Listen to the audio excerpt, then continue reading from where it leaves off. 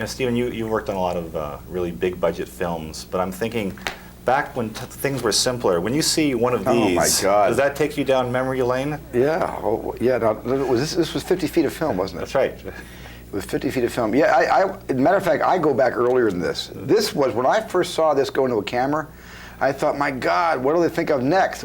You just dropped it and closed the lid. But my cameras were threading.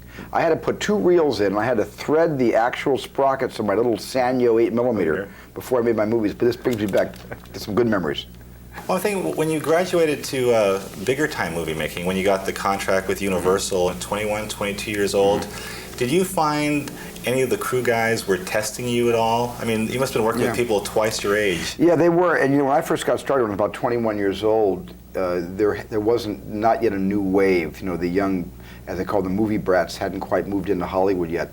And I was caught inside the transition of men and women in their 60s, 50s and 60s who were about to leave show business, maybe even late 60s, but who had made all the great movies of the golden era. And they watched me, and they symbolized, they thought I was symbolic for a new snotty wave of director coming in. And they gave me a hard time. And so much so that I missed this. And believe it or not, after my first professional job directing Joan Crawford, the first thing I thought was I had more freedom and autonomy in this aspect than I did in the professional one. Well, how did they test you? What kind of things did you have to overcome with those early TV jobs? The main thing they tested me on was just, you know, was I making decisions fast enough? Did I know what I was doing? Was I doing the right thing? You know, and could I command the crew? I could not command the crew, but I think they respected me because at least I had an idea. It might not have been a good idea, but I think all they cared about was did I have ideas, as opposed to just being some kind of a white elephant. Out of my way. He scored big with the 1975 box office hit Jaws, a movie that was a production nightmare. Problems with mechanical sharks resulted in huge delays and cost overruns. Were you ever terrified during that production that you might be fired? Oh yeah, I thought I'd be fired all the time. I mean, there was even a rumbling that I was about to be fired by the studio for basically being 100 days over schedule. It turned out that I was 100 days over schedule. It was the most over schedule I've ever been. And the budget went from like $4 to $9 million, which in those days, in 1974, that was a lot of money. But I was saved by my friends Sid Sheinberg and Dick Zanuck, David Brown. They said if I got fired, they'd quit, and they kind of saved me from losing the job. No one's flying the plane! And here's a bit of trivia. Everyone knows Indiana Jones.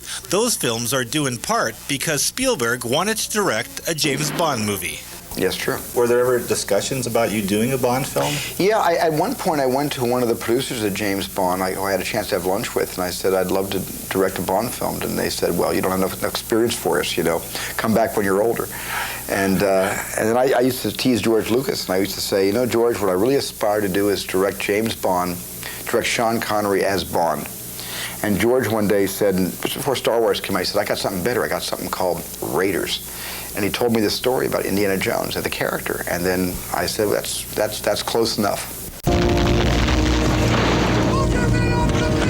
Well, turning to Private Ryan, years ago when I was in high school, I watched a Sam Peckinpah film shooting in San Francisco. I'd never heard automatic weapons fired before, and I was amazed at how loud they were. Yeah, so loud. With this film, did you ever see fear in the eyes of the actors shooting some of the battle scenes with the charges going off? Yeah, that wasn't acting. I mean, every single day, we were all hanging on to our wits and sometimes even wondering why we were going through this exercise. But in the long run, we all felt that we were representing millions of Americans that fought that war in order for us to fight this one on the recreated beaches of Normandy. It's funny, my father fought in World War II, and I thought I'd like to take him to see this film, but then I thought, I'm not sure if this would be too intense for him. Have you seen the film with veterans of combat, and what kind of reactions have you been getting from them? I haven't physically sat in a screening with veterans from combat, but I've talked to veterans of combat who have seen the film, and the reactions we're getting to them validates all of our intentions of making a film that was honest to their experience, not honest to Hollywood's version of war movies over the last 50 years, and they all say that's the way it was for them. In this film, you had a lot of Irish soldiers as extras, guys who had worked on Braveheart. Was that sort of surreal to see these guys in American uniforms talking in Irish accents, and did they ever say, Mel would have done it that way? No, they were great. They were terrific guys, and they worked really hard for 6 to 8 weeks, 4 weeks straight, just trying to recreate the Omaha Beach landings. And they were amazing, and they were a bit seasoned. Mel Brooks put them through he put them through their paces on Braveheart.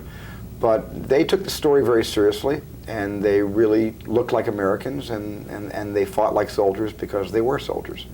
Now, you made war films as a kid, but when you have World War II tanks to work with, are you flashing back to being a kid and thinking, boy, I wish I would have had that back then? Actually, it was great. When I flash back to being a kid and making my 8mm movies, it's always at a time when I'm making a big 35mm movie where there's too many people and there's too much noise, and I lose all the intimacy of being a director, and it all becomes just a big mishmash, a big collaboration, which it needs to be. I often think back when I was a kid making pictures, lighting it myself, cutting it myself, scoring it myself, directing and writing it myself, producing it myself, and sometimes I think back, those were some of the nicest times.